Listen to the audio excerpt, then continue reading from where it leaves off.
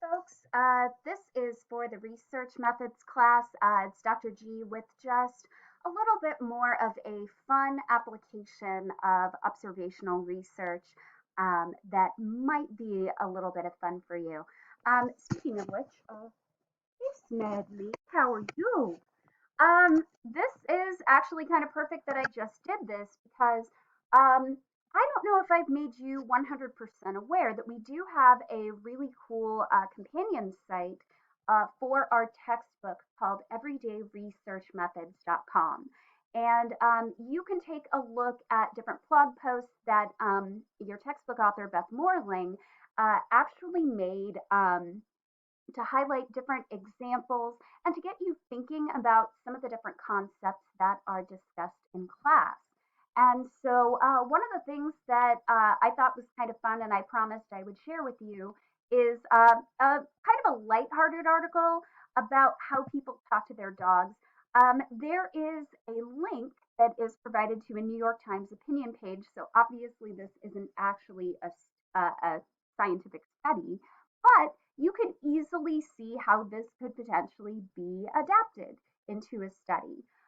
So let me just read a little bit. Heading down a city sidewalk one morning when sleepy dogs and people stumble up for the dog's morning micturition. Oh, Lord, there's that word again. I saw a woman with two small dogs, both in sweaters, one of whom had lifted a rear leg to aim directly onto a scaffolding pole. You're going first. Excelente. Awesome job. And so there are different kinds of ways that people talk to their dog.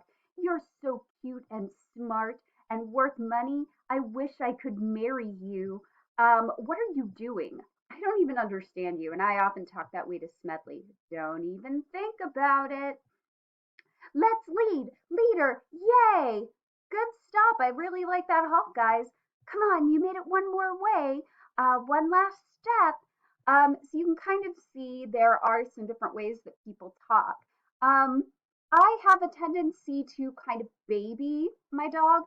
Here's what's kind of interesting. Most of the speakers are women. In fact, among my notebook scribblings, the speakers were women 6 times as often as they were men. Women speak more often, more quickly, and longer than men on the sidewalk in scientific studies of dog talkers. They repeat words more and are not shy about dropping in a term of endearment. Men can actually do this too, and they do. But you can kind of see some of the different ways that people kind of talk to their dogs. They act like moms, they act like cheerleaders, they tend to ask rhetorical questions. We've discussed this before, despite the fact that the dogs don't actually remember. So take some time to read this article. It's actually a lot of fun and it might help you think about the way that you potentially talk to your dog. But I do want to kind of focus on the end of at the end of this article.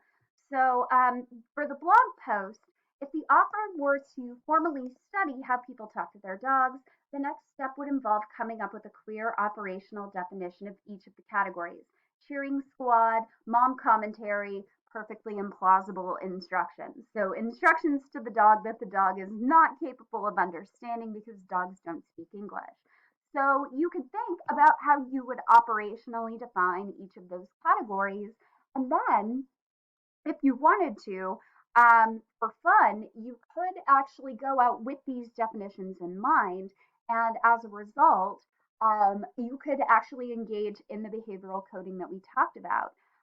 You could talk about how you might want to establish inter-rater reliability and how to develop a reliable coding system. So if you've got nothing better to do with your time and you want to have some fun with research methods, this is of course one way to do it. But even just going out and observing the way that people talk to their dogs can be pretty entertaining. So I thought this would be a little fun to draw your attention to. So again, this is the Everyday Research Methods blog post. Feel free to take a look at it to help enhance your understanding of these concepts, and I'll highlight more of these when I can. See you later.